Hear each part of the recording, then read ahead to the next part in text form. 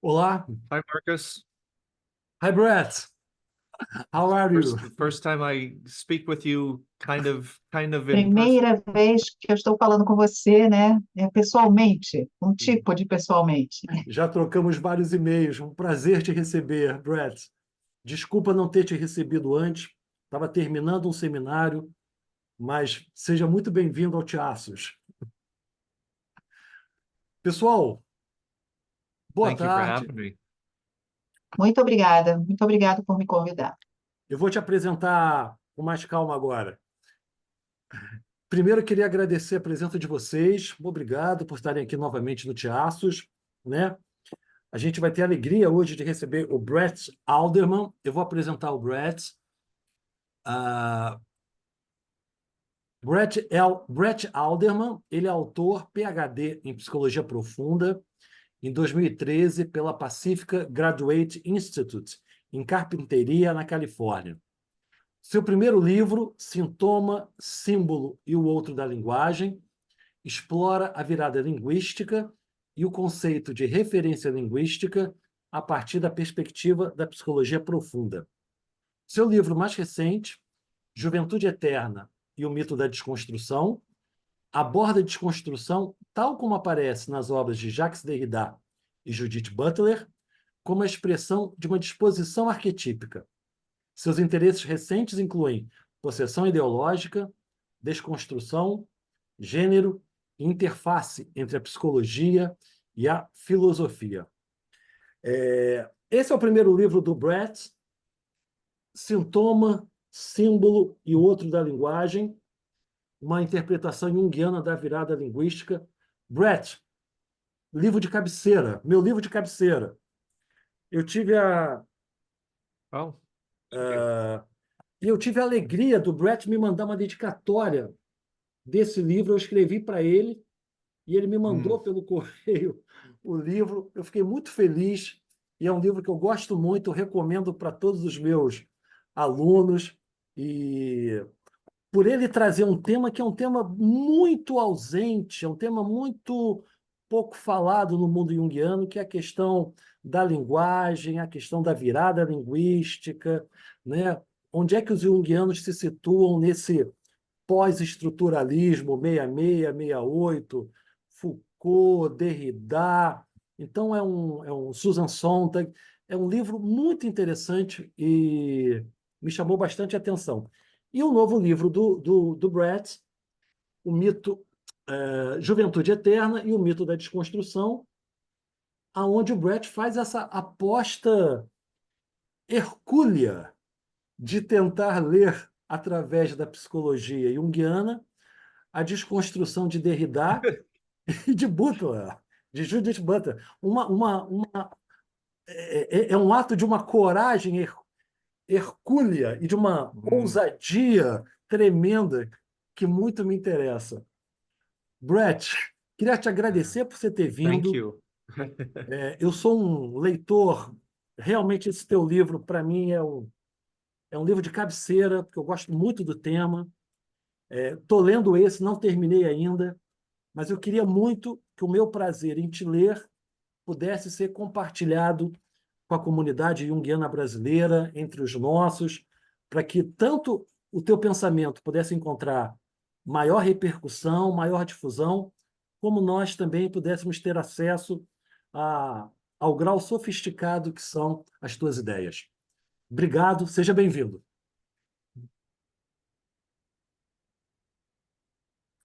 Okay.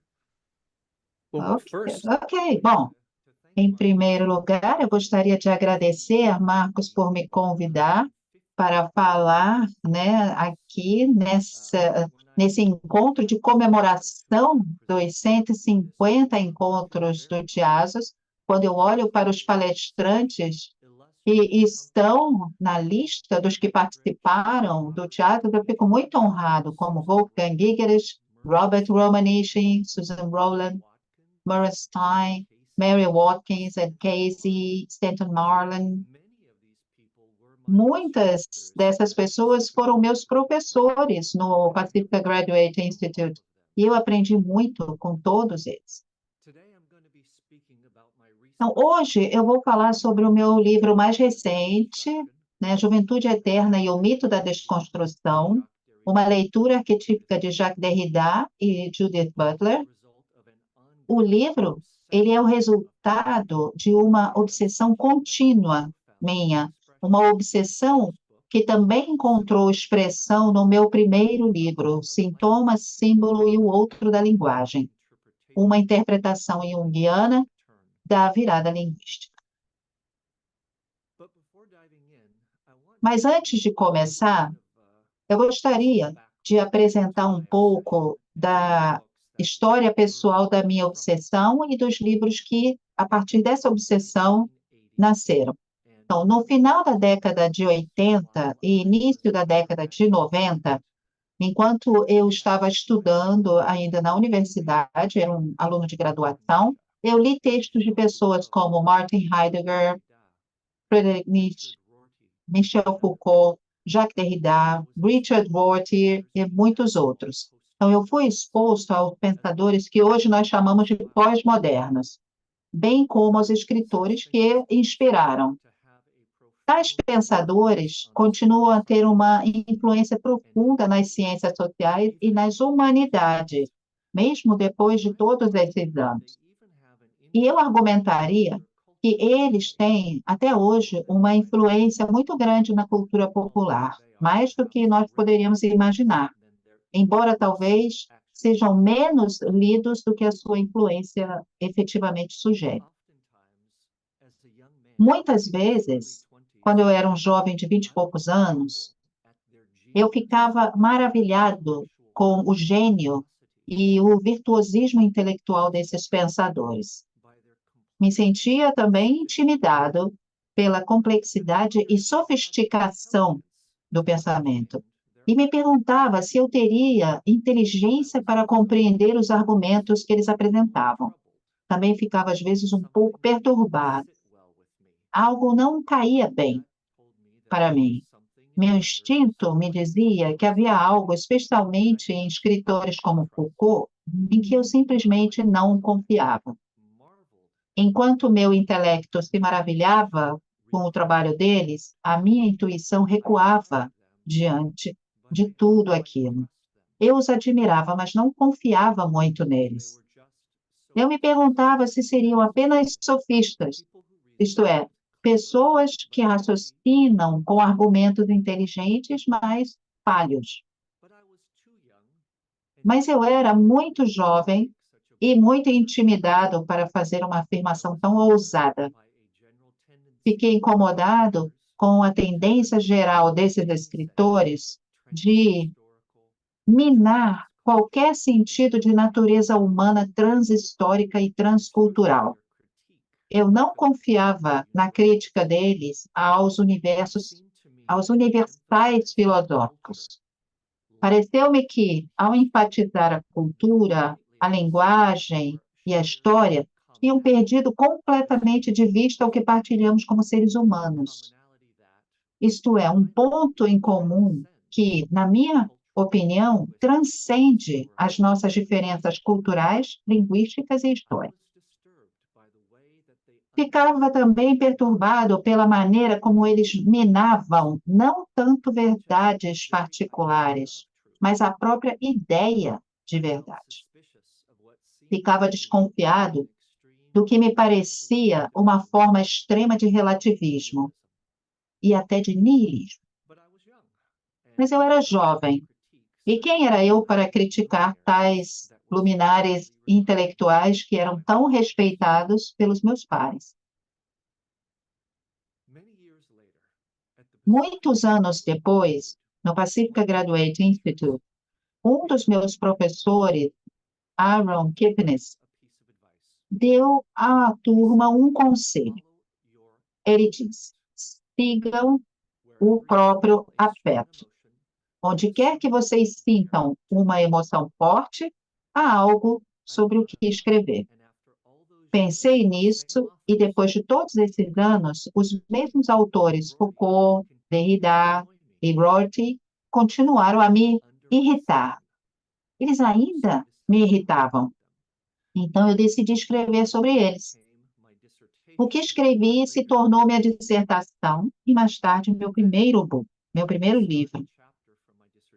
Então, um capítulo que foi descartado da minha dissertação, que eu esperava publicar como um pequeno artigo de jornal, mais tarde acabou crescendo como se tivesse vontade própria e se transformou em meu segundo livro, que é esse que eu trago e apresento para vocês hoje. Em ambos os livros, eu tentei escrever, antes de tudo, como um psicólogo profundo, e não principalmente como um filósofo, que eu não sou. Eu queria chegar ao núcleo emocional, psicológico e até mesmo arquetípico desses pensadores. Uma coisa é defender a verdade ou a falsidade de certas ideias.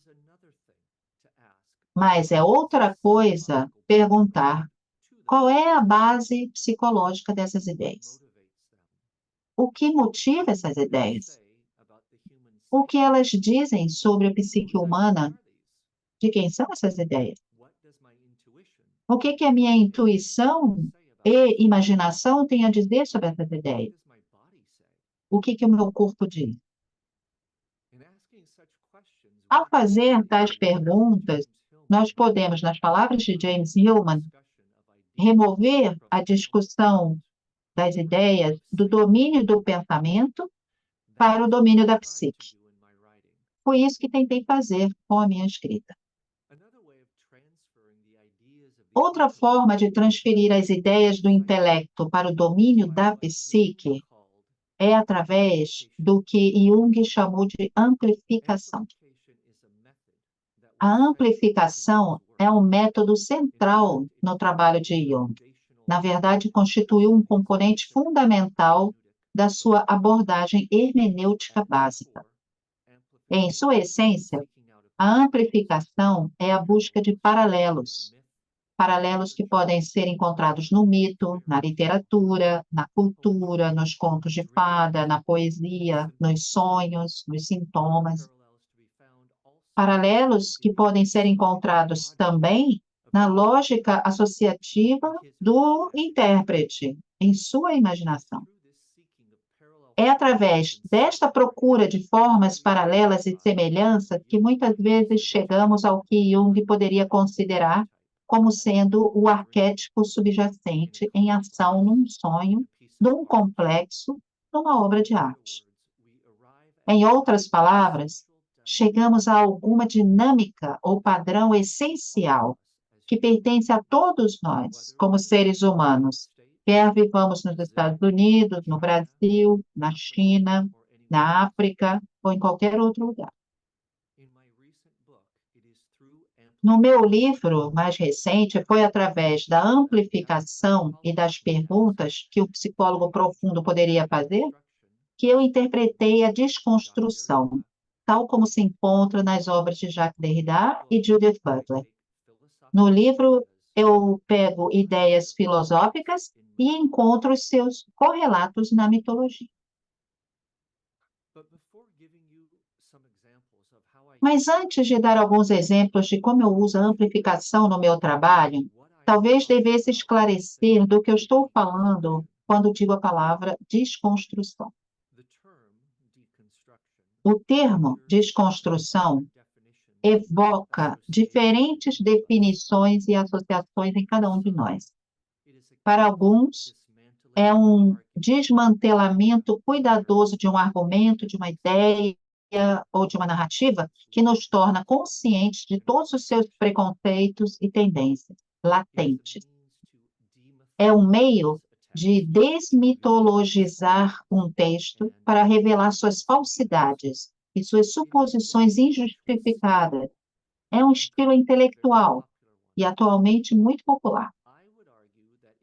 Eu diria que é uma atitude, uma disposição, um padrão psicológico, sempre ansioso por apontar as contradições da sabedoria aceita, dissipar crenças comumente assumidas, apontar o absurdo das ideias comumente adotadas e derrubar todo edifício bem estabelecido de compreensão. é uma mentalidade que procura desgastar a tradição em nome do novo, minar normas ou, entre aspas, normatividades, com a suposição muitas vezes tácita de que podemos torná-lo um esforço libertador. É um meio de desmantelar os resquícios do passado que ainda estão conosco, para que possamos progredir em direção ao futuro. Na sua tentativa de desmantelar todos os preconceitos e revelar a sua corrupção, a desconstrução aponta a aparente arbitrariedade e até mesmo a insidiosidade das crenças convencionais. Eu acredito que se possa ouvir o seu eco em cada afirmação de que algo aparentemente evidente é, na verdade, apenas uma construção social ou apenas um artefato histórico, algo bastante frágil e efêmero, não tão substancial ou real como se pensava anteriormente. Outros ainda poderão associar o termo desconstrução à ideia de gênero, que nos últimos anos passou a ser um dos seus principais alvos. Para mim, são todas essas coisas. Porém, no sentido estrito da palavra, a desconstrução refere-se a um certo tipo de análise filosófica e literária originada por Jacques Derrida. É uma forma de análise frequentemente associada ao pós-modernismo e ao seu foco na linguagem. Centra-se na semiótica, ou seja, analisa como funcionam os sistemas de signos. No cerne desta forma de análise está uma palavra que Derrida cunhou. A palavra é différence. Esta palavra é uma combinação de duas palavras em francês. Uma que significa defer, no sentido de adiar, atrasar, guardar para mais tarde, e a outra palavra que significa diferir, como ser diferente ou diferenciar. Estaria muito fora do âmbito da palestra de hoje explicar em detalhe como esta ideia se desenrola na obra de Derrida e todas as ramificações que dela resultam. Mas eu vou tentar dar a vocês pelo menos uma noção geral. Uma maneira simples de pensar sobre essa ideia central de desconstrução é pensá-la como o princípio do ainda não. Sem este princípio do ainda não, a desconstrução não seria desconstrução. Refere-se à ideia de que o significado conclusivo de uma palavra, de uma frase, de uma expressão, nunca pode ser verdadeiramente compreendido porque depende sempre da sua relação com outras palavras, ou signos, ou sinais, cujo significado ainda não pode ser totalmente conhecido. O significado completo de qualquer texto ou de qualquer expressão falada está sempre sujeito a um adiamento. Cada vez que perguntamos o que significa uma palavra, uma frase ou um texto inteiro, só podemos responder com referência a outras palavras, frases e textos, que estão, por si mesmos, sujeitos a um adiamento semelhante. O que isso significa é que a interpretação ela é sempre provisória. O significado que estamos tentando alcançar nos escapa. Ou como diz Derrida, a coisa em si sempre escapa. Voltarei a esta ideia dentro de alguns minutos, mas vale a pena repetir. A coisa em si sempre escapa. Em outras palavras, o significado sempre nos escapa. este significado indescritível e que nos escapa é o que Derrida chama de significado transcendental, né? Em suas palavras, toda vez que você tenta estabilizar o significado de uma coisa, toda vez que você tenta fixá-la em sua posição missionária, a coisa em si, se é que há alguma coisa nela, escapa.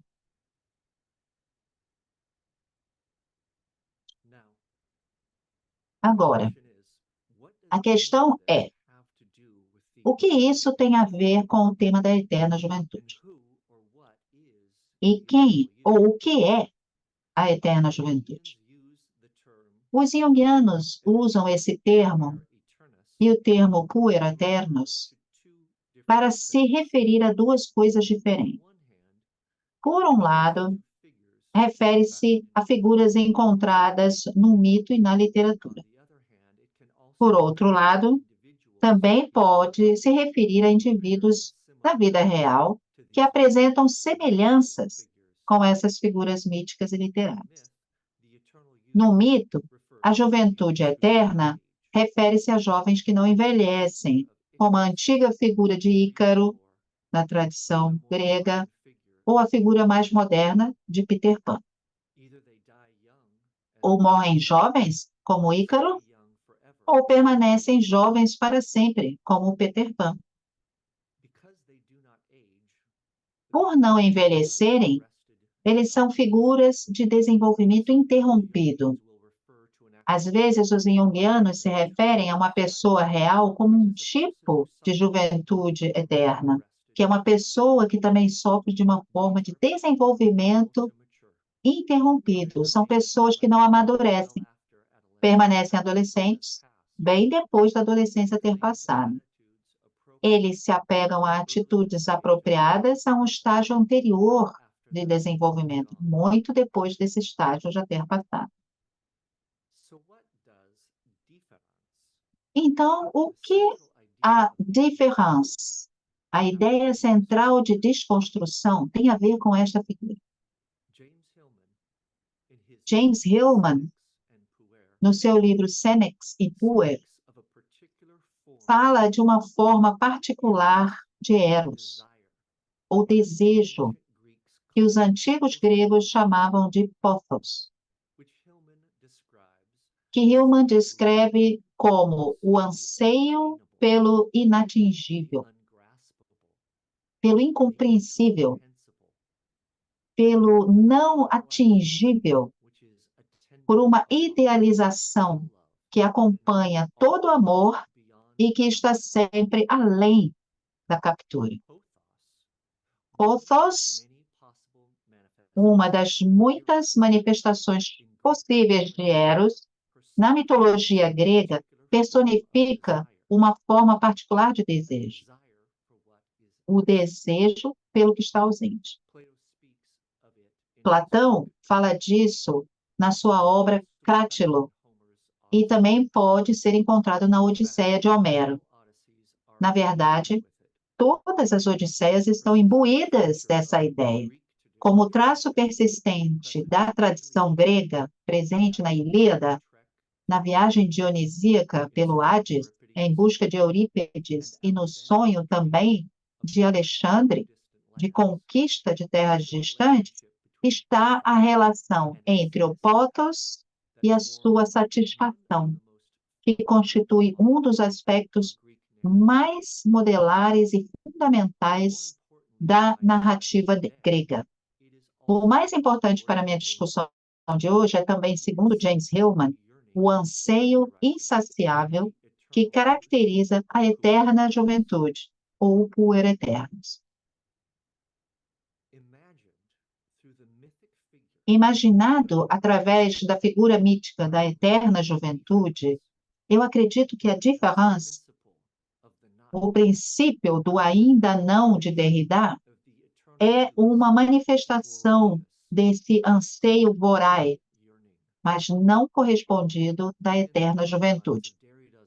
Dentro dos limites da lógica de Derrida, o termo tem um significado de transcendental e só pode aludir ao que está ausente ou inatingível. Se, segundo a lógica da desconstrução, a coisa em si sempre escapa, isso implica que ela é, no entanto, sempre perseguida e sempre desejada. Consequentemente, há uma fome insaciável e uma sede também insaciável na diferença. Cada vez que é invocado, pode-se ouvir tanto o desejo à distância quanto a impossibilidade da realização desse desejo. Pode-se ouvir o princípio do ainda não, porque é um desejo de significado que ainda não foi satisfeito. Ao encontrar um paralelo entre o princípio do ainda não de Derrida e o pothos, uma forma de desejo típica, né, dos jovens eternos, da juventude eterna, eu estou usando a técnica junguiana de amplificação. Estou pegando uma ideia filosófica e encontrando seu correlato na mitologia. Também posso encontrar seu correlato nos escritos de Marie-Louise von Franz. Ela disse, com efeito, que tudo sobre o eterno jovem, a eterna juventude, é provisório, porque ele é assombrado pela sensação peculiar de que ele ainda não está na vida real. Na verdade, von Franz dá muita importância a isso. Para ela, o problema das pessoas que vivem sob a influência do arquétipo da eterna juventude é que sofrem da neurose da vida provisória. As palavras ainda não resumem a sua atitude. Uma forma pela qual esta atitude de ainda não se manifesta numa pessoa que está sob o feitiço da mentalidade da eterna juventude é através da indecisão. Essas pessoas muitas vezes deixam de agir, deixam de tomar uma decisão quando a vida exige isso delas. Elas ponderam, elas teorizam, pensam de novo, mas nunca chegam a uma conclusão ou a uma decisão final.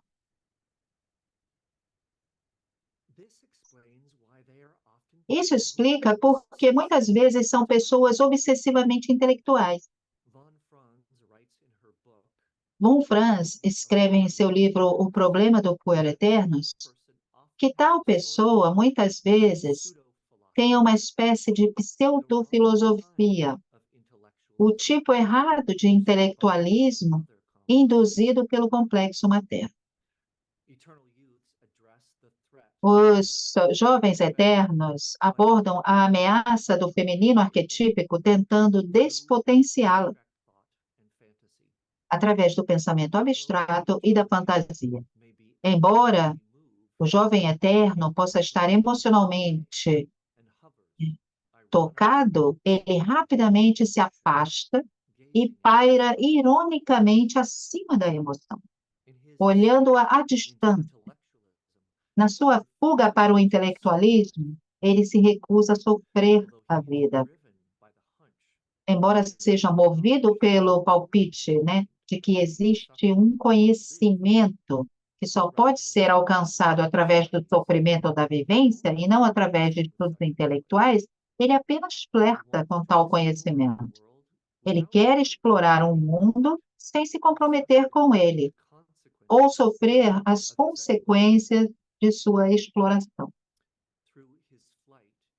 Através de sua fuga para o éter das ideias, ele evita o imediatismo das suas emoções e dos seus sentidos, ou aquilo a que von Franz se refere como princípio feminino.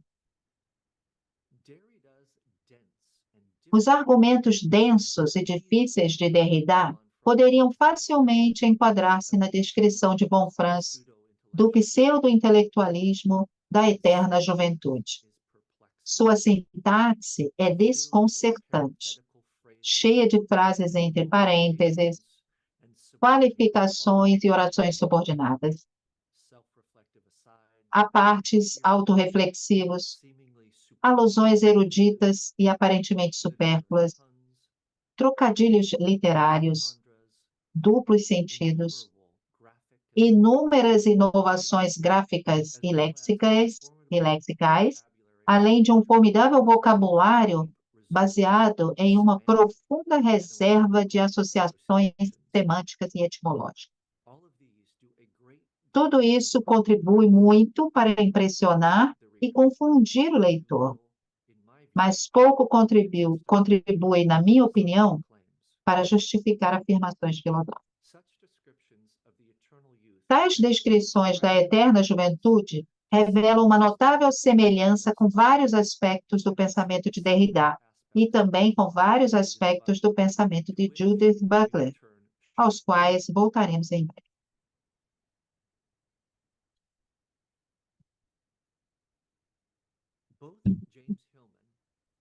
Tanto James Hillman como Marie-Louise Bonfrance concordam que a figura do eterno jovem é caracterizada por este princípio do ainda não.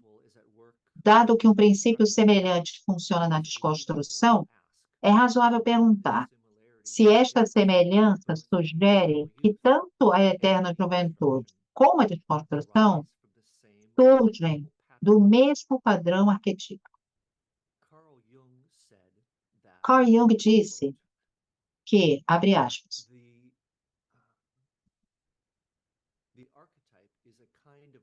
o arquétipo é uma espécie de prontidão para produzir repetidamente as mesmas ideias míticas ou semelhantes. E quando digo que a desconstrução e a juventude eterna compartilham uma tese comum e são espíritos afins, é com tal afirmação em mente. Mas não é apenas este tema do ainda não que sugere uma semelhança. O conteúdo temático da desconstrução presta-se a uma leitura em termos da eterna juventude, e não apenas em relação à diferença. A disposição para produzir repetidamente ideias semelhantes, como Jung afirma que os arquétipos fazem, não se limita de forma alguma a isso. Pelo contrário, as semelhanças são abundantes. A desconstrução da autoridade textual partilha uma inegável semelhança familiar com um certo anti-autoritarismo juvenil, típico desta personagem mítica. O jogo livre de significantes, que, para a desconstrução, impede qualquer interpretação definida, fixa e rígida, e, portanto, libera uma multiplicidade de leituras heterogêneas. Isso também testemunha o espírito de transgressão e o desejo de liberdade absoluta e ilimitada da eterna juventude. Nem a eterna juventude, nem a desconstrução são o que são sem um jogo ilimitado, pois é tão importante e central para a sua perspectiva. Ambos também parecem lutar, às vezes, com a confusão quanto à relação do jogo com o mundo, que não é um mero jogo. Um mundo de consequências da vida real, sujeito a certas leis de causalidade, onde verdades empíricas podem ser demonstradas ou refutadas. Ambos se deleitam com um certo êxtase, o que poderia ser chamado de prazer do deslocamento, que parece não ter nenhum princípio limitante. Acrescentando à lista, os jovens eternos estão muitas vezes bastante convencidos do seu próprio excepcionalismo. Elas não são pessoas comuns, com talentos comuns, embora tal crença resida muitas vezes no simples fato de nunca terem posto os seus talentos à prova do tempo. A eterna juventude está aí para ser vista nas obras de Derrida e naqueles que seguiram seus passos. o conteúdo temático dos escritos do filósofo mais do que se presta a tal afirmação. Suas preocupações com questões de temporalidade, deslocamento, presença, autoridade, limites e estrutura também são questões recorrentes para a eterna juventude e figuram com destaque na literatura. Todos esses temas, de uma forma ou de outra, podem ser encontrados em abundância nas descrições junguianas e pós-junguianas da eterna juventude. O próprio termo desconstrução atesta uma atitude em relação à estrutura que ressoa com a antipatia da eterna juventude pela fixidez, a ordem e a rigidez. O puer eternus, tal como a desconstrução, visa a decomposição e também a dessedimentação, o desfiamento e o desfazimento das estruturas. A noção de indecidibilidade de Derrida reflete a notória indecisão da eterna juventude e fala do seu desejo partilhado de minar a lógica binária. A sua aparente redução de tudo a uma questão de representação também ecoa um tema comum a esta juventude. Mesmo questões de especulação erudita que podem parecer não relacionadas, como a avaliação de Derrida do pensamento de Aristóteles sobre a potencialidade e a realidade, revelam-se, numa análise mais detalhada, mais uma iteração de um tema típico desta figura. Tornar o potencial real é o seu desafio intransponível recorrente. Parte do tema ainda não, que constitui o seu dilema existencial. O conjunto de temas acima mencionados aponta todos na mesma direção, para a mesma disposição para produzir repetidamente ideias míticas semelhantes. São as ideias míticas típicas do puer eternus. Todos eles figuram com destaque na obra de Hillman e von Franz. Mas, noutros aspectos, Hillman e von Franz oferecem duas visões diferentes da juventude eterna. E onde eles diferem é, em primeiro lugar e acima de tudo, em relação a quem eles veem como o principal antagonista do jovem eterno e quem ou o que é a causa do seu desenvolvimento interrompido. Para von Franz, é a grande mãe, cujas expressões míticas encontram forma em figuras como Maia, Ishtar, Cibele, a Virgem Maria e Kali.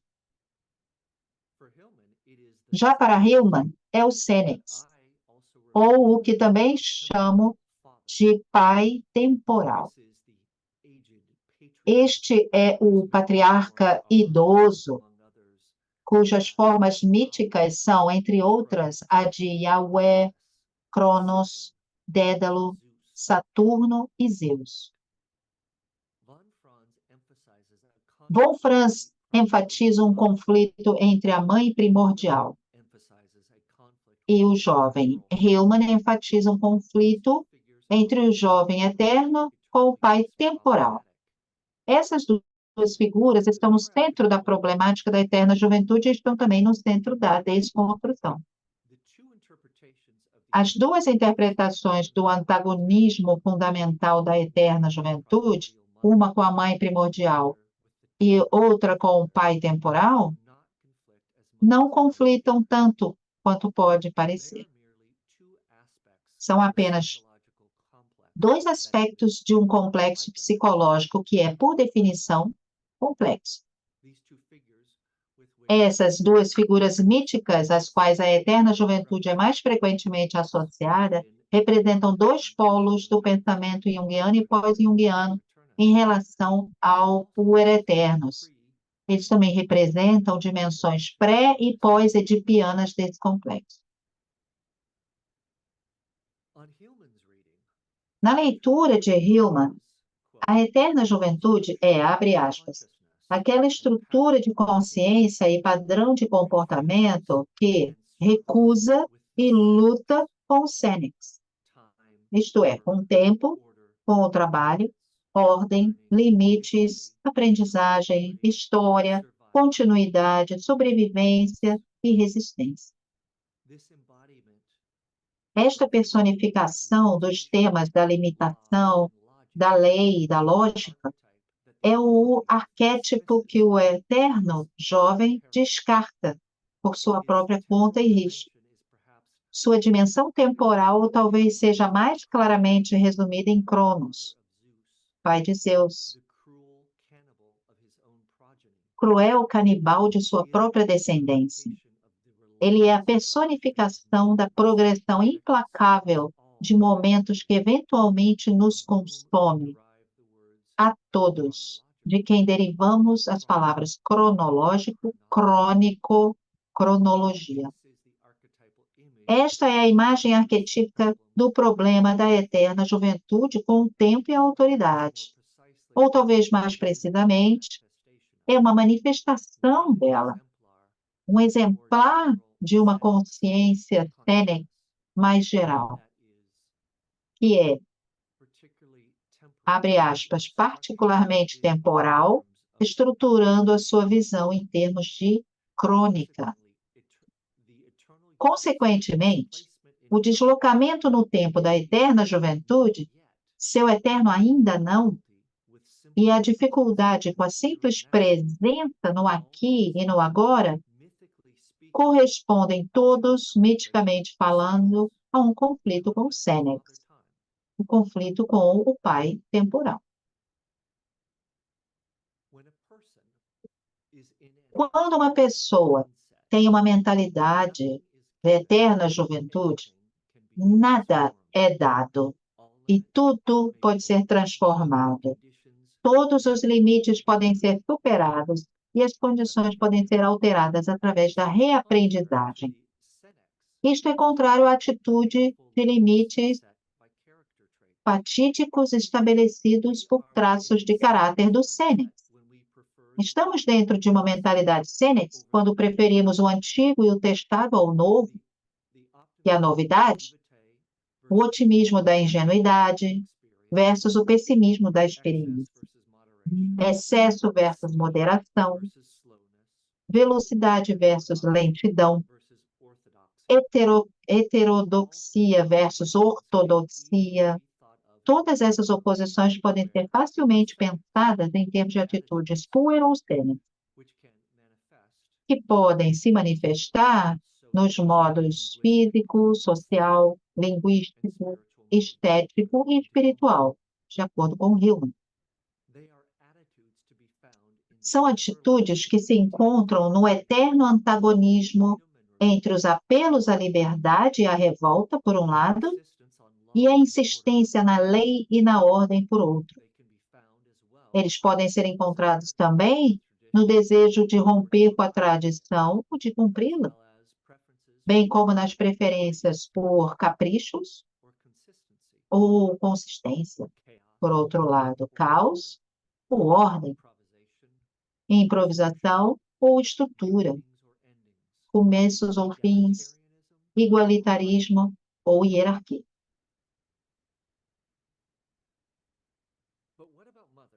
Mas e a mãe? Marie-Louise von Franz fez uma leitura diferente da figura do eterno jovem. Para von Franz, é a grande mãe o problema da eterna juventude. Para ela, a eterna juventude tem uma ligação ambivalente com a mãe. Tem um complexo materno. Isto é o que o mantém jovem por muito tempo ou o leva a uma morte prematura. Na leitura de von Franz, uma característica dos jovens eternos é que eles tendem a viver no reino da ideia e da fantasia. Simbolicamente, isto é frequentemente representado por figuras que vivem no céu e não na terra. Um eterno jovem, na sua tentativa desesperada de fugir da mãe, de João Franz, escapa para o intelecto, onde geralmente ela não pode seguir. Ele voa para a estratosfera das ideias e da imaginação, mas às custas de seu relacionamento com um plano mais terreno.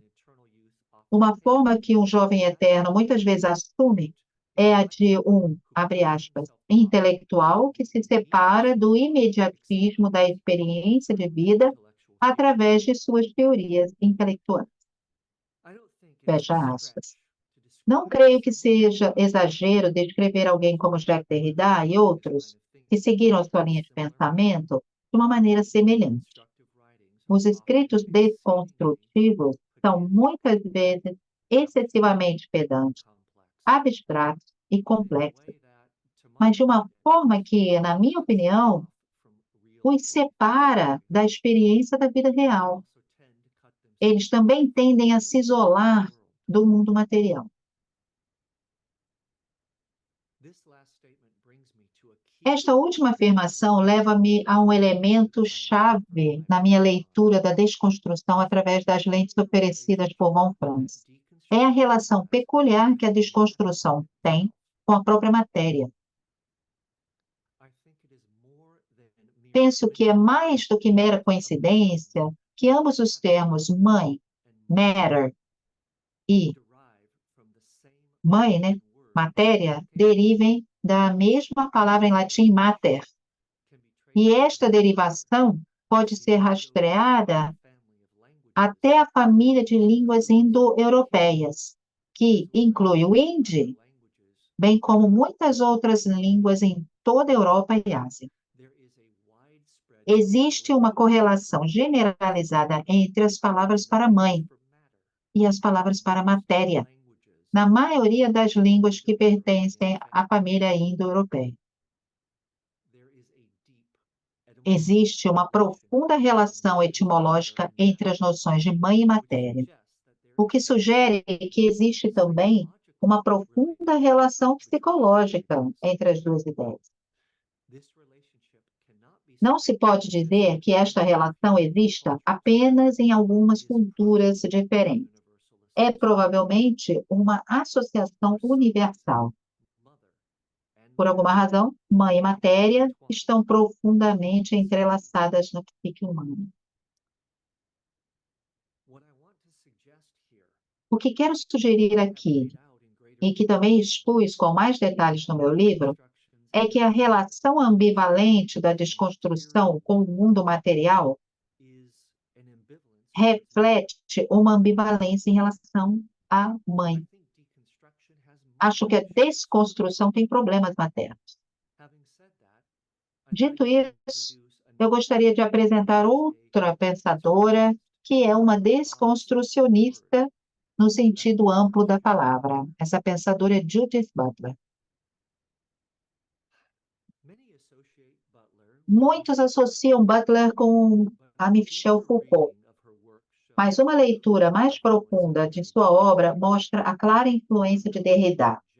A sua noção de performatividade de gênero deriva diretamente do pensamento de Derrida sobre a performatividade da linguagem. No seu livro, Bodies That Matter, Corpos que Importam, sua crítica ao que ela chama de metafísica da substância é uma cópia carbono da crítica de Derrida ao que ele chama de metafísica da presença.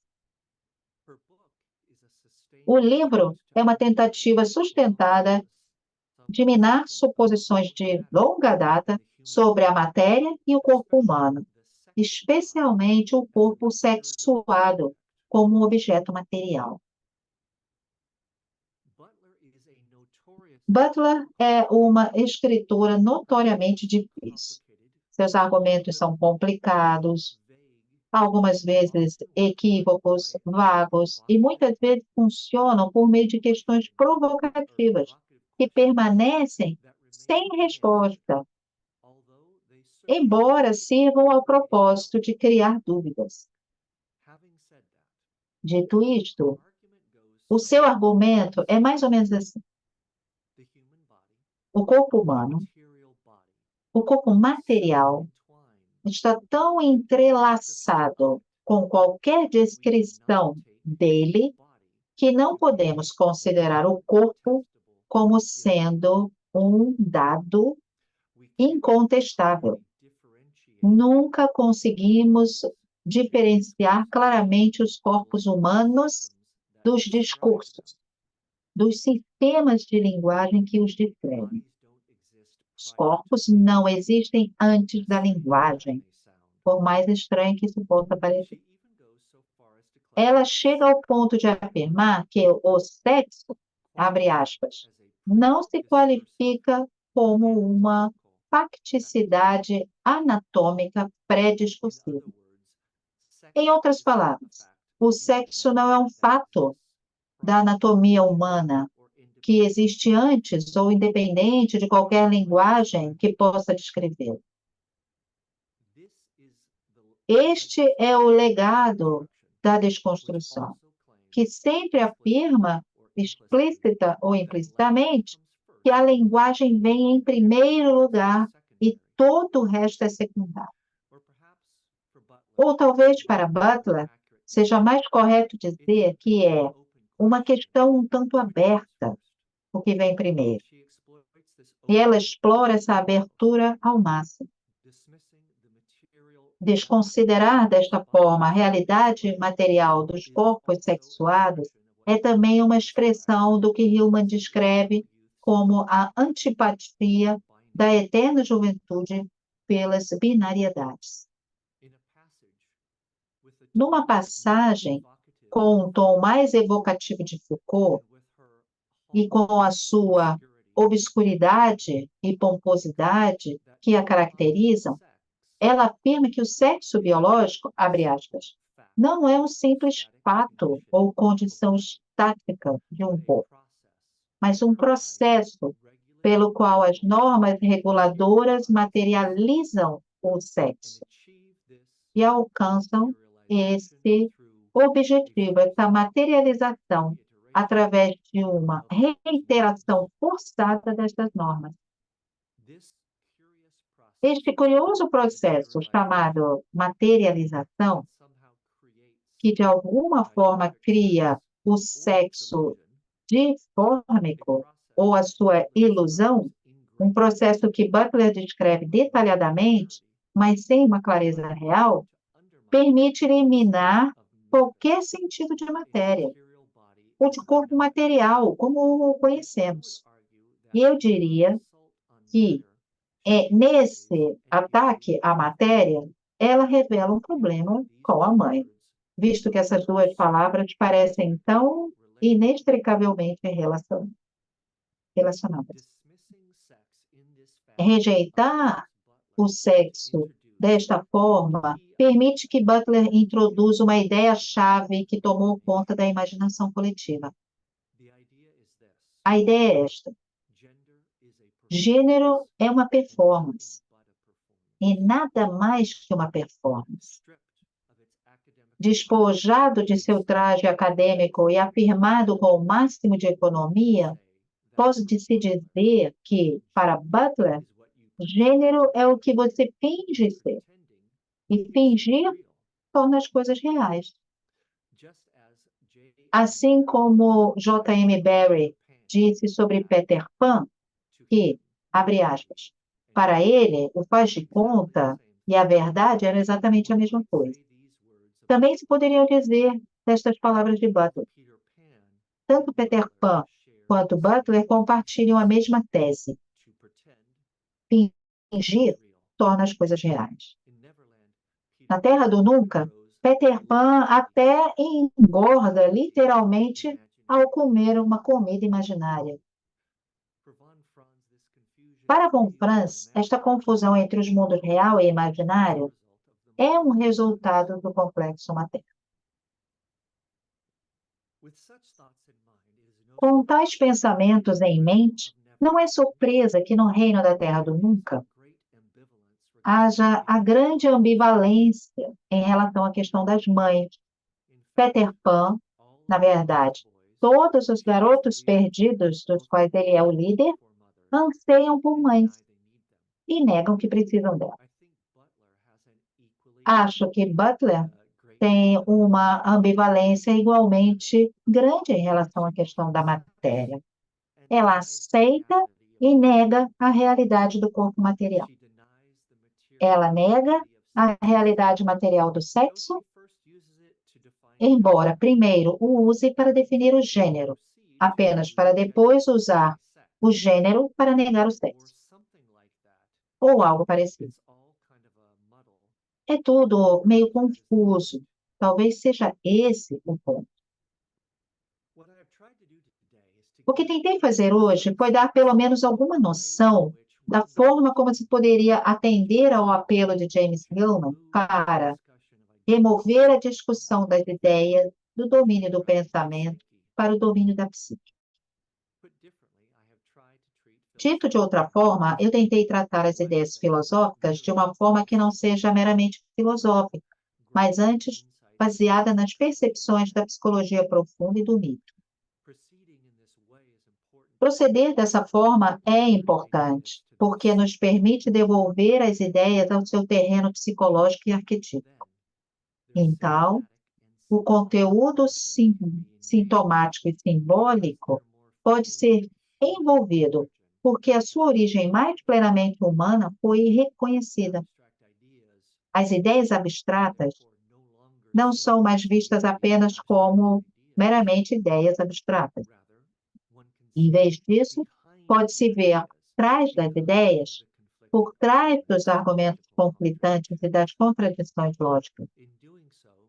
Ao fazer isso, nós podemos começar a discernir o pathos da psique, com todas as cisões, fissuras e duplicações, com toda a raiva, tristeza e ansiedade que podem separar ou dissociar uma pessoa de si mesma. Pode-se ver o que pode fazer uma pessoa se apegar com o zelo irracional a uma afirmação ou outra. Pode-se ver o trauma com todo o seu efeito insuportável. Retornar ideias a esse terreno psíquico foi a abordagem de Jung, Hillman e von Franz, como atesta o vasto conjunto da obra de Jung. Essas dissociações traumáticas seguem linhas arquetípicas. Elas se manifestam através de figuras que são arcaicas e típicas. A incapacidade de devolver as ideias a este contexto arquetípico obscurece a psique e os focos da doença permanecem opacos. Então, ficamos com a opinião brilhante dos sábios, mas a síndrome arquetípica que os possui permanece envolta e por trás de uma fachada de plausibilidade teórica esconde-se a patologia. Muito obrigado por me ouvir. Muito obrigado, Brett. Thank you. Uau! Uma exposição de fôlego. Now I can take a breath. Beba sua água com calma, com calma. Take it easy. Ao te ouvir, eu só ratifico a minha posição de que esse trabalho que você se propôs é o 13º trabalho de Hércules. Que fôlego, que fôlego. Brett, bom, vamos lá, vamos abrir para o diálogo, vamos abrir para as perguntas, seguindo o velho modelo. Quem quiser fazer perguntas, coloque o nome no chat, eu chamo, a pessoa faz a pergunta. Brett, eu vou começar com 2 questões e por favor, me permita, elas serão... não há como escapar de uma espécie de elas serão muito largas, muito abertas. Acho que eu não Okay. consigo ser tão específico aqui, mas vamos lá. A gente poderia pensar que o que você está fazendo no seu livro é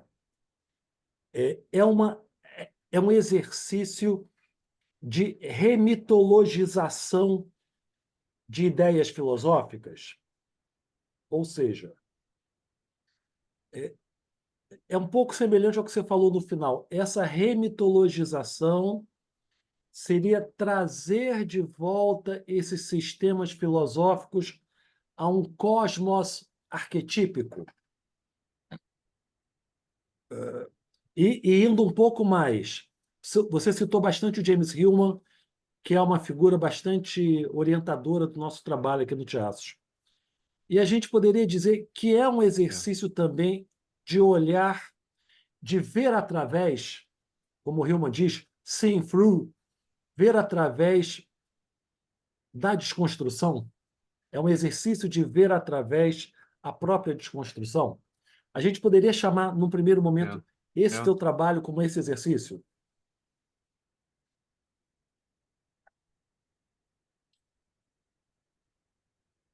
I mean, the answer to the first question is A absolutely. resposta para a primeira pergunta é absolutamente, sim, sim, sim. I like that framing of Eu gosto desse enquadramento de remitologização da filosofia. Acho que é um enquadramento perfeito. E acho que Hillman foi instrumental nisso, de diversas formas. Eu gostaria de compartilhar, por exemplo, que durante muito tempo eu não suportava Hillman. Ele era uma daquelas pessoas que sempre me levava assim para uma situação não muito fácil. Depois eu entrei para a Pacífica e eu comecei a ler mais o seu trabalho, revisando a psicologia e aí, revendo a psicologia, e eu comecei a ver que ele era um escritor brilhante. E ele tem essa habilidade de colocar os pensadores filosóficos dentro de um contexto mitológico. E isso ele faz com um intelecto muito brilhante. E aí eu comecei a ficar interessada nele. E quando eu li o Senex e Pua, foi quando assim, bom, começou a iluminar tudo aqui na minha mente e eu tive vários insights. E eu pensei, ele está enquadrando o seu modo de falar sobre as criaturas mitológicas, ideias mitológicas, e essas ideias filosóficas, para mim é perfeito. E aí começou a me ajudar a pensar na filosofia como algo que pode ser uma expressão de ideias mitológicas, sem necessariamente terem tido consciência disso, do que estavam fazendo. Uhum, uhum. E sim, eu acho que é exatamente como eu colocaria, Marcos. Sim, sim, é a minha resposta. Tá. Eu tenho uma segunda pergunta, mas vou chamar uma participante, depois a gente volta. Martinha, querida. Oi, boa tarde. Obrigado, Brett, porque foi muito boa a apresentação, muito intensa. E eu queria falar uma coisa, né? Em 2004, há 20 anos atrás, um psicólogo, né, um analista junguiano, o Carlos Bernardi, ele fez uma tese de doutorado aproximando, né, falando do, como é que é o teatro do palco sem tábuas, usando uma expressão do poeta Fernando Pessoa e dizendo o espaço analítico como espaço literário.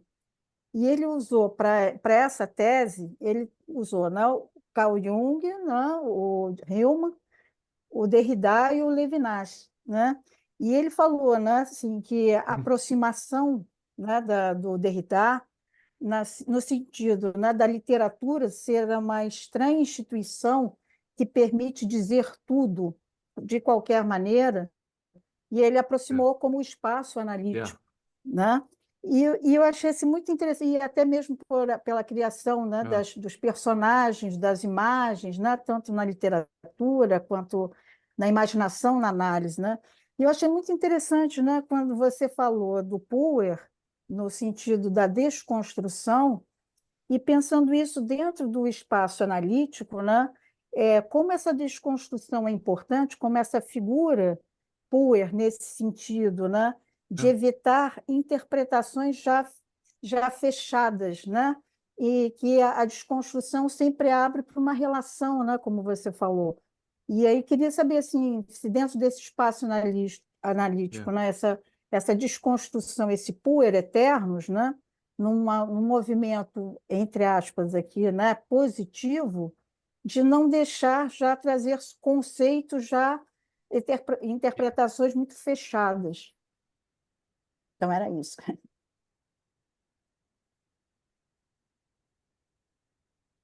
Yeah, well, Sim, sem dúvida. A atitude da eterna juventude, a atitude Puer, tem o seu lugar, e certamente esse é um lugar para um tipo de um aparente não limite ou ilimitado espaço para interpretação. Acho que você está certo em falar isso em termos de espaço analítico. Existem alguns espaços especiais nos quais nós podemos permitir a interpretação para que ela completamente corra livremente, sem limites. Isso está também atrás da ideia de Freud de livre associação. Minha questão, em particular, com pessoas como Derrida e Butler, é que eu não acho que eles estão voltando desse espaço, eles simplesmente vivem nesse espaço. Então, a interpretação se torna tão aberta, tão sem terreno, desterritorializada, que elas nunca voltam para a vida fora do espaço analítico, digamos assim. Então, não sai daquilo que eles chamam de simplesmente essa performance. Outra coisa que se pode pensar é que o problema não é o Puer ou a eterna juventude. O problema é quando a gente fica estagnado nesse modo arquetípico de ver as coisas. Quando nós não temos lugar para, vamos dizer assim, para o aspecto senex da interpretação, que também nos permite dizer, não, eu acho que eu consegui entender o significado disso. O problema de qualquer atitude arquetípica, na minha visão, é quando elas se tornam exclusivas. Se eu sou exclusivamente na mentalidade Puer, eu estou, né, possesso, né, estou possuído e não equilibrado. Nós temos aí, né, argumentos que, de alguma forma, nos elimina as duplicidades. Da mesma forma, a atitude Sênex, onde eu estou apenas vendo a direção oposta, então eu estou dizendo, minha verdade é a verdade absoluta, não tem nada além disso, esse aqui é melhor do que isso, essa é fundação, essa é a lei, esse é o certo, esse é o errado, ponto. Então, em termos de saúde, se pensarmos assim, e também se vocês pensarem também com base em Hillman, o que existe é a necessidade de um diálogo entre esses dois, né? Um avanço e um retrocesso, porque se você deixa sempre a interpretação ilimitada, eu acho que o sentido em si se desintegra, precisa ter alguns parâmetros. Então, uma última coisa que eu gostaria de dizer também é que existe uma diferença entre as ideias de Jung de amplificação e as ideias de Freud de associação livre, livre associação. Freud era completamente livre, você pode começar a falar sobre uma pedra e depois, 15 minutos depois, você está falando sobre algo que não tem nada a ver, completamente sem relação. Mas o Jung desenvolveu a ideia da amplificação porque ele queria continuamente voltar para o símbolo original, ou para a questão original, que estava sendo interpretada. Porque, de outro modo, e eu acho que você pode ver também alguns dos pensamentos de Freud, ou não chega a lugar nenhum, ou volta exatamente para o que a teoria freudiana disse que deveria voltar. Eu espero que não tenha respondido de forma muito longa ao que você disse. Não. Obrigada. Obrigado, Martinha. Brett, Thank you. vou levantar outra questão que me chamou a atenção. Queria voltar para o ainda não, né? Que acho que é um elemento fundamental, né? Yeah. O ainda não como Yeah. o adiamento do sentido, né? Ou seja, essa ideia de que esse adiamento é necessário e ele abre espaço para outros sentidos que sempre poderão aparecer. Não há um sentido final, um sentido que se esgota. Então tá, temos essa ideia. Se a gente olha o ainda não, eu estou construindo uma hipótese, tá? Por favor.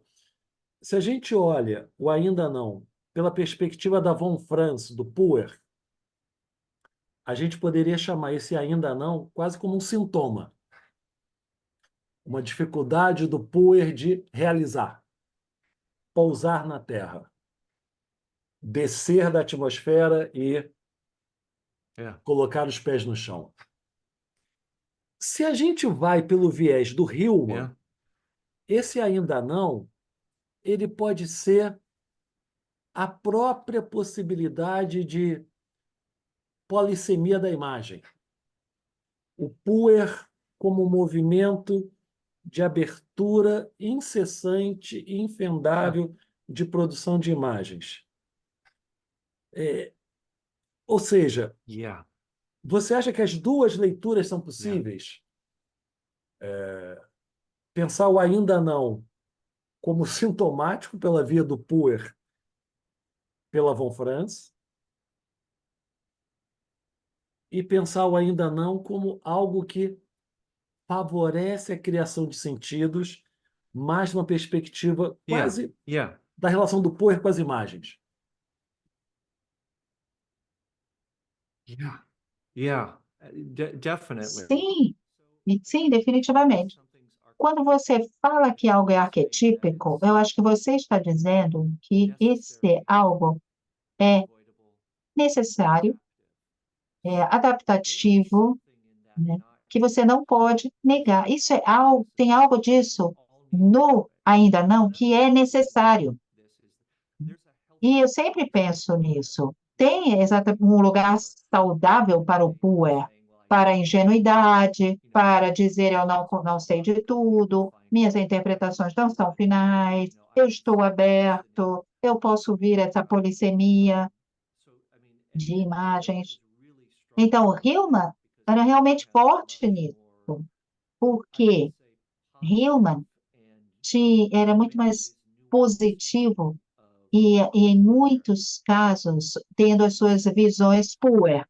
Ele mesmo disse que as pessoas o criticavam por ser bastante um puer, enquanto que von Franz e as suas ideias estão mais nesse viés negativo, sintomático.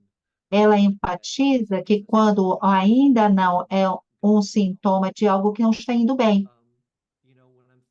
Então, quando eu estou pensando em arquétipos, eu estou pensando que eles são adaptativos, têm aspectos positivos, mas eles também podem ser mal adaptativos, podem ter aspectos de mal adaptação. E talvez, ao ainda não, pode estar aberto para esse grande reino das interpretações possíveis. E Jung fala disso quando ele está falando dos símbolos. Os símbolos são, por definição, algo que ainda não pode ser completamente descrito, definitivamente. Tem sempre mais sentido no símbolo. E dessa forma ele se parece com as ideias de Derrida. Mas eu diria que Jung permite momentos de fechamento, momentos de certezas. Ele não está totalmente ilimitado.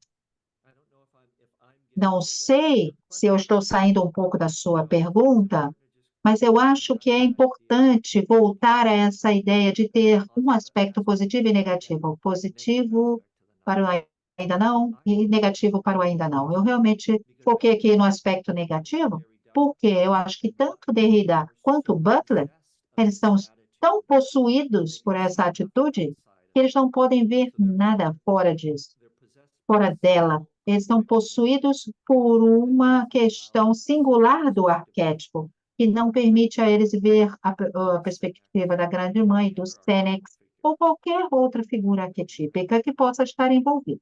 Espero não ter viajado muito. Uhum. Já volto. Luciana, por favor. Brett, super obrigada pela sua palestra, que apesar de ter sido um trabalho hercúleo, foi um trabalho muito didático, que a gente conseguiu entender e até pensar com isso na clínica, né? Você sabe que eu e a Marta, a gente sempre tem perguntas muito parecidas, né, Marta? E uma das coisas que eu tinha pensado ainda na linha da pergunta da Marta é se a questão não está na palavra eterno, não no par. Se o par é a grande mãe ou se o par é o Sênex, né? Se a questão do eterno faz com que a coisa se enrijeça, né? Essa foi uma coisa que eu pensei. Posso emendar numa segunda ou você quer falar sobre isso antes?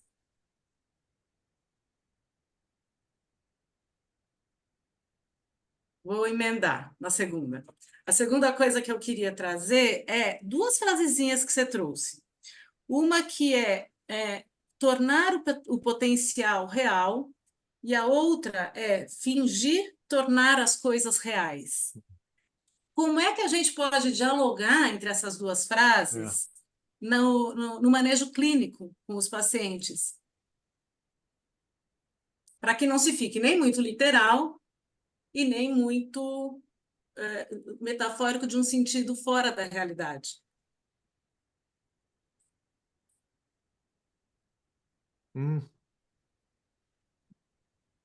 Oh, that's Sim, a good. sim. Boa pergunta. Feels like there are two questions there. Eu acho que, na verdade, você fez duas perguntas. So I wanna address Eu gostaria de primeiro falar sobre a questão do eterno, sendo o cerne, né? E depois a gente vai para o espaço clínico, que vai ficar muito na realidade ou muito na metáfora. Então, I can have an attitude towards eu like a posso ter uma atitude em relação ao eterno que pode ser muito de perceber que eu sou simplesmente um mortal, que eu nasci um dia e que eu vou morrer, né? Essa é uma atitude mais humilde e que me abre para as coisas novas. Carl Jung fala sobre isso nas Memórias, Sonhos e Reflexões, quando ele fala desse tipo de atitude do self com S maiúsculo, isto é, a atitude em relação ao eterno, você percebe o quão pequeno, o quão humano você é, uma atitude mais humilde. Eu acho que em pensadores como Derrida e Butler, é como se eles estivessem na eternidade o tempo todo. Eles não descem para a vida humana real e todas as suas limitações. A interpretação deles é tão limitada que parece que eles querem reconhecer a limitação como uma parte, eles não querem reconhecer a limitação como uma parte fundamental da experiência humana. Isto é, eu estou limitado por onde eu nasci, não sei, pela minha altura, pela minha mortalidade, pelas minhas limitações intelectuais. Eu sou apenas um humano, eu sou limitado. Essa é a dimensão que, de alguma forma, fica distorcida e interpretada mal nesses trabalhos. Agora, com relação à segunda questão, ela é muito boa. Um pouco quando você está interpretando um sonho. Algumas vezes você vê uma imagem e você quer simplesmente, por exemplo, se eu sonhar com meu pai, será que é realmente meu pai ou é algum outro aspecto de mim mesmo? Eu não sei se tem boas respostas, mas eu acho que é sempre um movimento, né, de avanço e retrocesso, de um lado para o outro. Isso que eu falei também, é muito bom visitar a terra do nunca, mas você sempre tem que voltar. Então, você pode pensar nisso em termos de motivações na literatura infantil. É um bom exemplo. Se você pegar, por exemplo, os filmes do Harry Potter, imagino que no Brasil também, né? As pessoas devem conhecer todos. Então, nesses filmes, eles estão localizados em Londres, mas depois eles vão para essa porta especial, essa estação de trem especial. E aí eles entram nesse reino mágico, onde coisas incríveis podem acontecer, e é maravilhoso. E eles aprendem muito sobre eles mesmos, como, por exemplo, a gente faz na terapia. Mas, no final, eles realmente voltam. Eles voltam para a realidade do dia a dia. Então, esse mesmo motivo, esse mesmo tema, está muito presente na literatura infantil. Por exemplo, nós temos, né, O Leão, a Bruxa e o Armário de Roupas, de Lewis, de C.S. Lewis, que eles entram num reino mágico através de um armário de roupas mágico. Então, a literatura infantil é muito inteligente em relação a isso. Por quê? Eles falam da importância de voltar e ser capaz de diferenciar entre a realidade consensual e essa outra realidade. Isso é, diferentes autores lidam com isso de modos diferentes. Algumas vezes, quando a pessoa volta, eles dizem, não, aquilo foi só um sonho. Algumas vezes elas vão dizer, nossa, isso é real, mas real no modo que eu tenho que entender que não é literalmente real. É um diferente tipo de realidade. Então, é uma questão de ir e voltar, ir e voltar. O problema está sempre em ficar estagnado no literal o tempo todo, sem nenhuma habilidade de pensar de forma imaginativa, ou estar completamente, né, raptado pela imaginação e, é claro, enlouquecer. Eu espero que seja uma boa resposta. Excelente, obrigada. Brett, queria voltar um pouco para esse livro. Okay.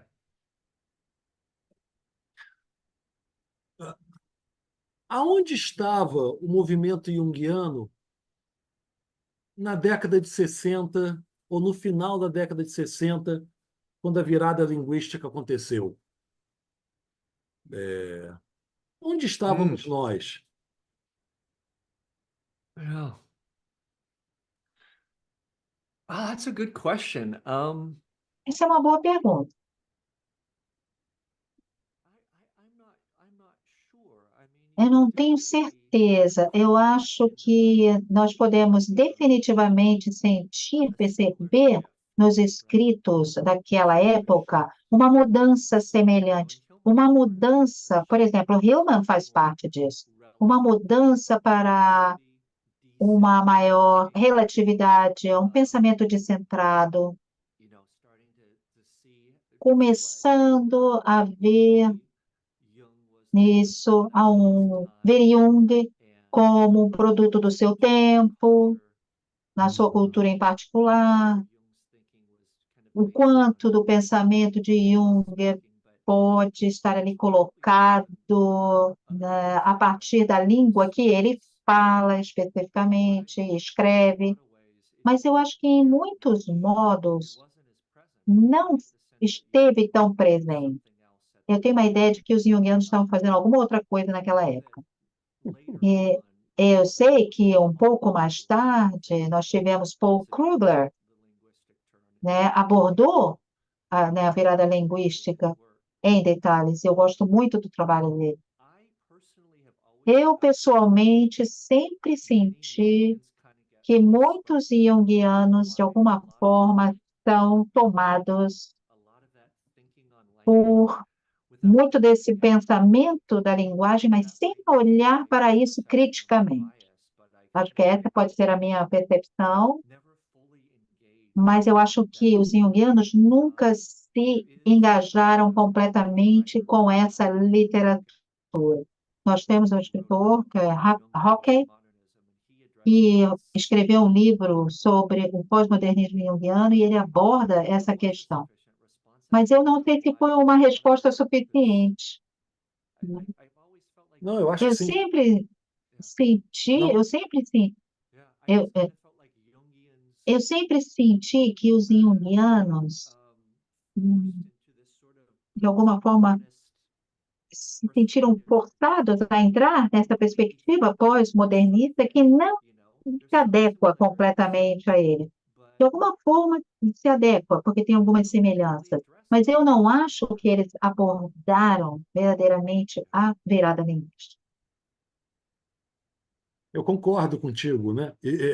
Às vezes me dá a impressão, Brett, não sei se você concorda, que como uma teoria como a junguiana, que usa noções como centro, unidade, arqué, ela pode dialogar com a filosofia pós-moderna, que fala de metafísica da presença, Yeah. fim das metanarrativas. Parece que esse diálogo é um diálogo difícil de poder Yeah. acontecer. Faz sentido para você? That makes perfect sense. That makes Sim, perfect faz sentido perfeitamente. Essa é a crítica de Derrida. Derrida critica essa ideia de arquétipo, essencialmente. Isso. Ele é radicalmente antiplatônico.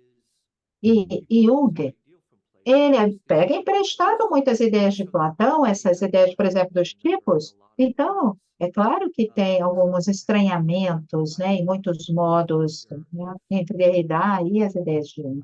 Mas eu também me pergunto se algumas vezes os junguianos podem se sentir intimidados pela dificuldade de muitos desses pensadores, porque eles são incrivelmente difíceis. Por isso que isso é realmente um esforço hercúleo, né, escrever sobre eles.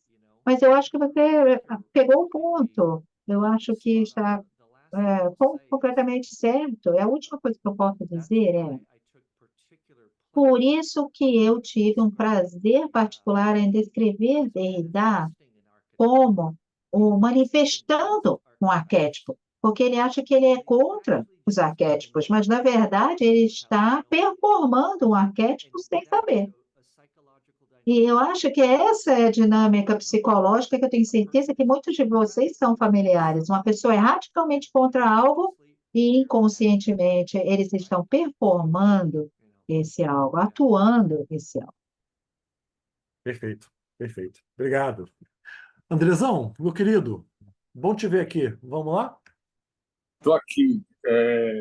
Na verdade, é mais uma provocação, uma reflexão do que propriamente uma pergunta. Estou aqui recebendo os ecos de todas as provocações da remitologização filosófica, do ainda não, terno, de tudo que está chegando. E em mim bate quando você traz a temporaneidade do Derrida, traz o gênero é uma performance, o fingimento de Butler. Isso me traz sempre uma elaboração do poeta das infâncias da gente, que é Manuel de Barros, quando ele diz: tudo que eu não invento é falso.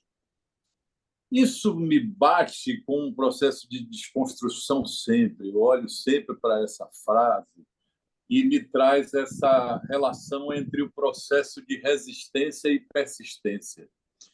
Da resistência ao antigo e da persistência do novo, ou vice-versa, né? Da resistência do novo e da persistência do antigo. E quando a gente traz as questões todas da clínica, do exercício, o que me vem é que provar da vida não é provar desse eterno limbo.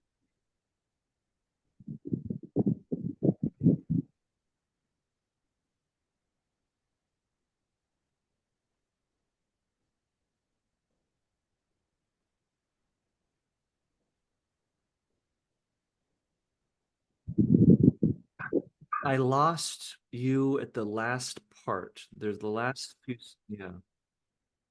Traduzir limbo é que eu quero ver isso. Estou tentando. Yeah.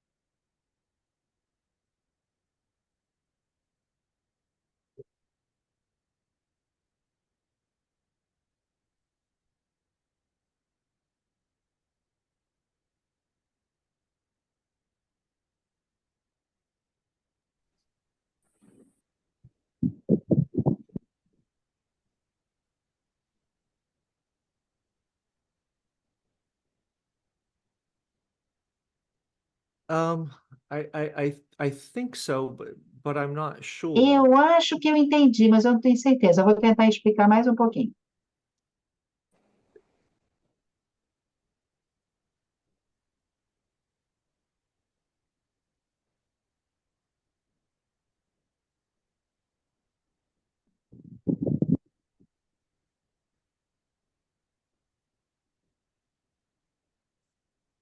Mm.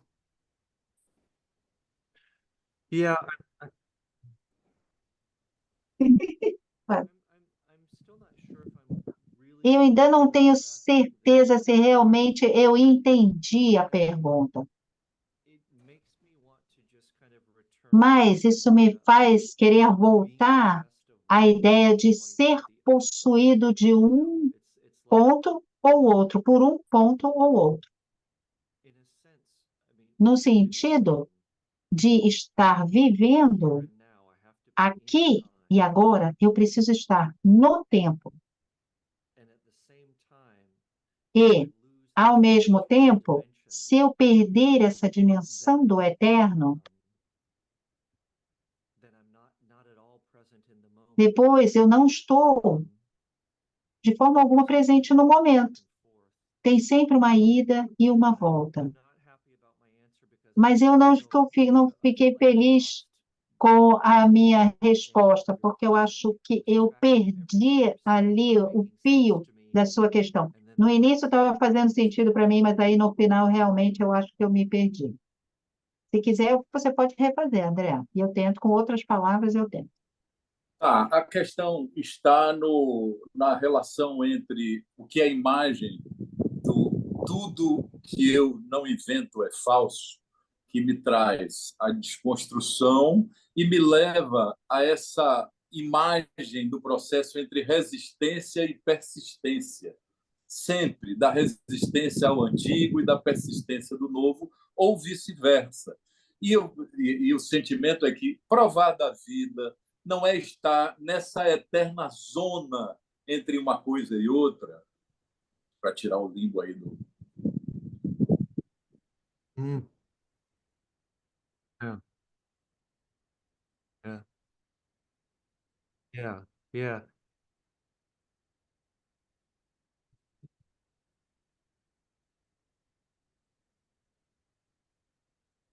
Vamos ficar com ainda não?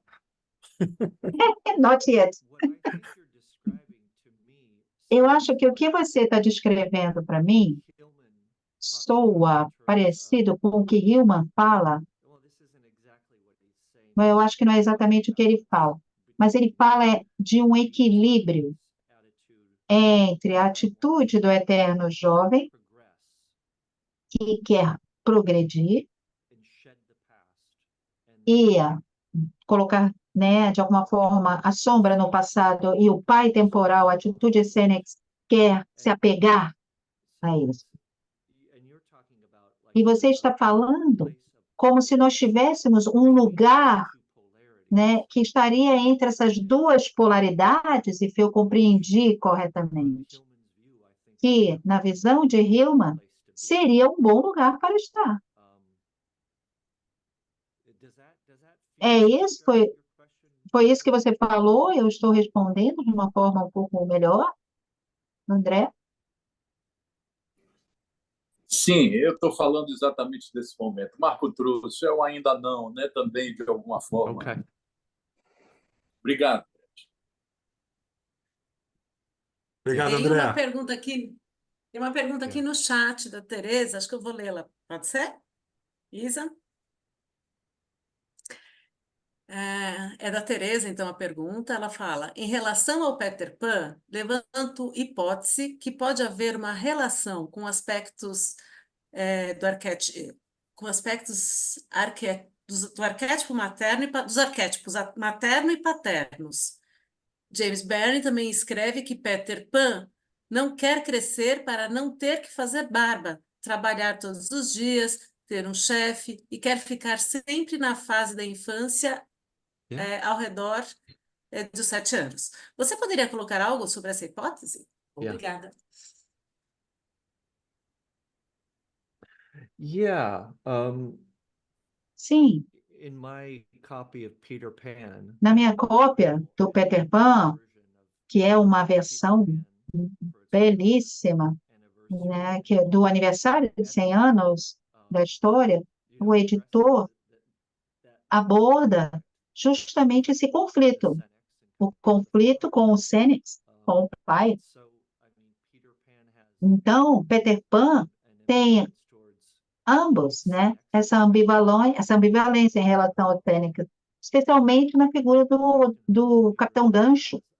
O Capitão Gancho, se vocês lembram, ele tem um relógio que ele perde, que vai acabar na barriga do jacaré, que traz essa ideia do tempo do pai. Então, isso tem justamente esse antagonismo com o tempo do pai, né? Que corresponde de forma muito bela com a ênfase de Hillman. Ao mesmo tempo, tem muito da temática da mãe, né? Que é muito fascinante. Um dos personagens, a Wendy, todos os meninos perdidos, eles querem que ela seja mãe.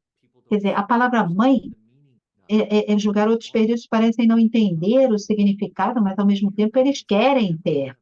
Então, Peter Pan diz que nunca teve uma mãe, mas o Andy quer ser a mãe. Então, tem essa ambivalência, quer dizer, querendo uma mãe, mas ao mesmo tempo, não, eu não quero uma mãe, não tem nenhuma mãe ali.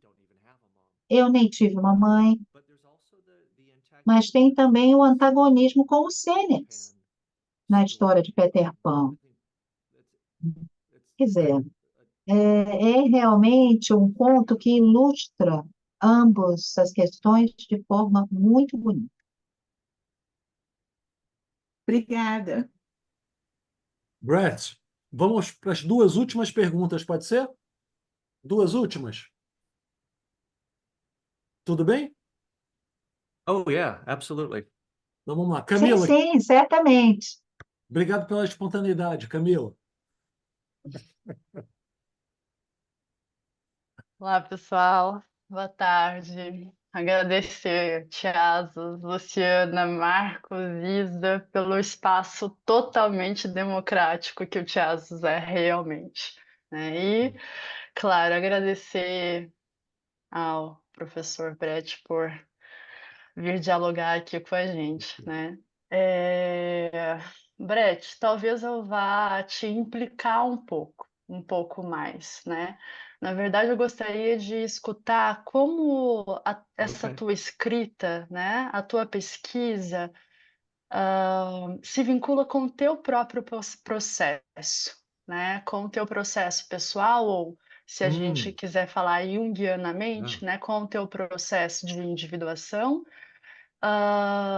E se a gente, né, vai operar por essa lógica binária, né, a gente poderia pensar, será que é possível dizer, né, que a tua disposição de trabalho, a tua escrita, né, o teu desenvolvimento de pensamento a respeito das ideias, das teorias, né, dessas pessoas que você traz, né, de Derrida, de Butler, de outras autores, outras autoras, outros autores, né, Yeah. se posicionaria num lugar Fênix, né? Tomaria uma posição Fênix, né? Yeah, yeah. It feels like those are a couple Sim, different sim. Nós temos algumas questões aí, pelo menos duas, e ambas são muito boas. Em primeiro lugar, eu vou falar sobre a minha relação pessoal, psicológica com os meus escritos, especialmente esse escrito, esse livro. Eu tenho, pessoalmente, uma conexão com essa figura da eterna juventude. Eu posso vir no meu amor pelas coisas que estão distantes, porque, por exemplo, eu me mudei para o México quando eu era jovem, eu me apaixonei com a ideia de ir para bem longe, bem longe, bem longe. Isso no sentido do portos. É o mesmo desejo por algo que está ali ausente, muito distante. E quando eu critico Derrida e Butler por serem obsessivamente intelectuais, eu tenho consciência de que eu tenho aspectos disso também. Quando eu critico, por exemplo, os PUAs como tendo um complexo materno, eu tenho muita consciência do meu próprio complexo materno. Então, trabalhar com essas ideias foi para mim como tendo um trabalho alquímico, né, sobre mim mesmo. É um processo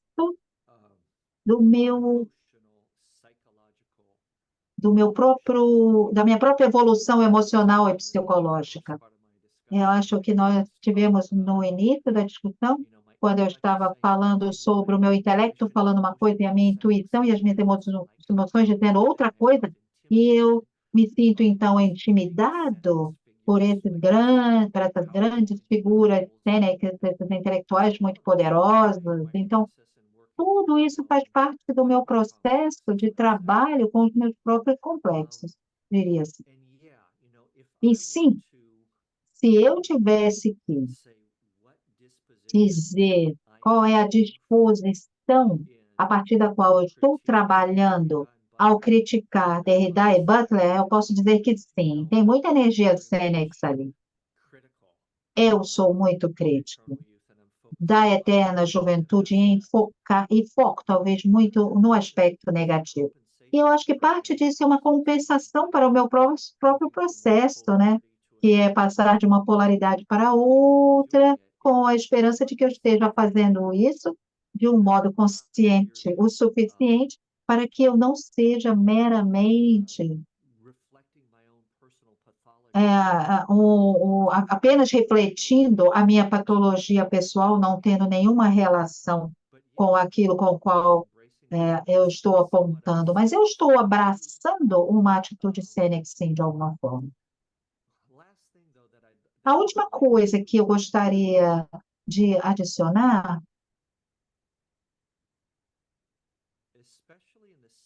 especialmente na segunda metade do meu livro, que, na verdade, eu não consegui incluir na minha apresentação de hoje, eu faço muitos gestos de conciliação dos opostos. Então, eu falo dos elementos positivos do que Derrida e Butler estão fazendo ou desenvolvendo, isto é, onde eles acabam surgindo com modos criativos, ambos integrando alguns aspectos e avançando a partir daí. E talvez isso seja até mais visto no meu primeiro livro. Então, essa é uma das vantagens de pensar arquetipicamente. Porque quando você está criticando alguma coisa, você diz que aquele arquetipo, você precisa simultaneamente dizer que tem valores, tem também propósitos. Então, você precisa dar a essas ideias um lugar. Você precisa reconhecer que tem algo muito importante e essencial que não pode ser perdido naquelas ideias. Eu espero que isso tenha respondido. Responde a sua pergunta? Responde. Bastante tocada pelas conversas todas aqui. Obrigada. Obrigado, querida Camila, pela força. Wow. Brett, So am I. Para a gente terminar, a Judith Butler acabou de lançar um livro. A gente conversou no e-mail, né? Quem tem medo do Yeah. gênero? E que ela fala que esse livro é fruto da experiência recente que ela teve no Brasil, onde ela foi muito combatida por manifestantes na rua, ao participar de um Yeah. seminário, onde teve até um boneco com o rosto dela queimado em Yeah. público. Como é que você vê Ooh. esse momento atual do Yeah. mundo, Yeah. a extrema-direita atuando, a desconstru... Butler e Derrida, a eterna juventude? Nesse sentido, eles podem funcionar como uma espécie de,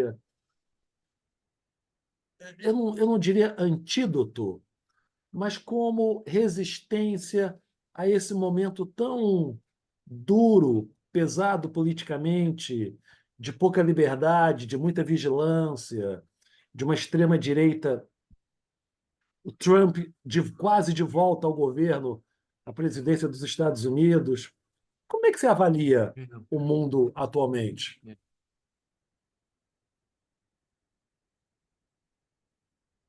Well, first I want to say that Em primeiro lugar, eu gostaria de dizer que eu odeio ver qualquer pessoa protestando contra Judith Butler desse modo, de um modo tão pessoal, de um ataque tão pessoal. Eu critico Judith Butler, não sou um fã dela, mas eu acho que isso é fundamentalmente diferente do protesto que você está descrevendo. Então, eu realmente não quero que ninguém seja atacado dessa forma. Então, eu acho que tem provavelmente tantas diferenças políticas entre o Brasil e os Estados Unidos que eu gostaria de ser bastante cuidadoso sobre como eu falo sobre essas coisas. Mas eu sei que aqui, nos Estados Unidos, nós estamos testemunhando um crescimento no número de pessoas que pensam em si mesmas como uma esquerda política e que não concordam com Judith Butler e que acreditam que o pensamento dela está levando a muita confusão sobre sexo e gênero, que muitas feministas estão, de alguma forma, protestando contra, né? Mas eu acho também que tem, além dessa crítica da direita, tem também muita crítica da esquerda em relação à teoria de gênero, à teoria queer. Tem uma segunda geração de feministas que realmente não aprovam ou não aceitam o modo como ela redefine questões básicas como ser mulher. Então, eu acho que essa é uma questão que é muito carregada politicamente, mas eu também sinto que aqui nos Estados Unidos, a palavra mulher tem sido redefinida de um modo tão amplo que pode incluir um homem biológico. E isso eu acho que é um acordo que, de alguma forma, é feito dentro da ideia de Butler, da não-binariedade. Então, nós temos ali, por exemplo, homens biológicos nas prisões femininas ou nos esportes femininos, homens biológicos, por exemplo, nos vestiários femininos. Então, eu acredito que isso não é algo muito positivo. Eu acho que as mulheres, elas merecem ter os espaços separados se assim elas quiserem. Então, eu acho que tem um conflito político. Eu acho que, particularmente nessa questão, vocês vão ter feministas radicais que sempre foram de esquerda, que concordam com as pessoas que são de direita. Então, é realmente algo incrivelmente confuso, onde muitos desses termos, esquerda e direita, parecem estar, de alguma forma, se revirando em suas posições. Então, é um tempo muito confuso politicamente aqui nos Estados Unidos, onde nós estamos vendo algumas alianças estranhas, especialmente com relação a essa questão em particular de gênero e sexo. Uhum. Talvez eu possa falar uma última coisa. Quando eu estou pensando em Senex e Poor, eu tendo a pensar também no Senex como conservador e Poor como progressista. Então, se nós pensarmos que essas coisas sejam completamente polarizadas e antagonistas, é que fala de uma psique, uma cultura que também está dissociada e polarizada. Então, o que eu quero mais uma vez é que esses dois lados da polaridade possam dialogar, encontrar coisas em comum. Bom, acho que isso é o bastante. Esse é o mesmo drama que nós vivemos aqui no Brasil. O país está completamente cindido também e, de alguma maneira, estamos a tentar reconstruir uma possibilidade de um diálogo. Mas esse vai demorar alguns anos para que isso aconteça ainda. Brett, muito obrigado. Queria agradecer a tua gentileza, queria agradecer essas 2 horas que passaram aqui de maneira muito prazerosa. Teu trabalho realmente é um trabalho de peso, denso, mas como bem a Luciana mostrou, você foi muito didático, foi muito prazeroso te ouvir, foi muito, eu diria, fácil te acompanhar, apesar dos temas serem temas duros. Mas é uma alegria te receber. Queria agradecer a tua generosidade em estar conosco e deixar o convite para que, numa próxima ocasião, você possa visitar novamente o Teatro. Muito obrigado. Okay, well, thank you so much.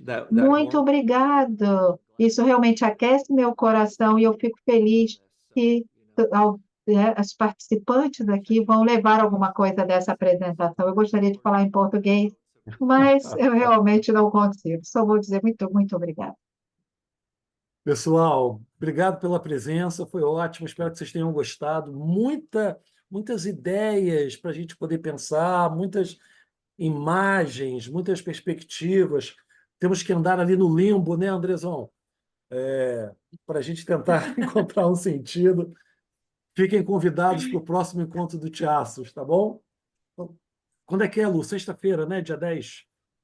Dia 10, com a Chiara Tosi. Imaginação Ativa, o legado especial de Jung. Chiara Tosi, a imaginação ativa, próximo encontro do Teatros, tá bom? Bom final de semana. Brett, um abraço grande. Obrigado. Até lá.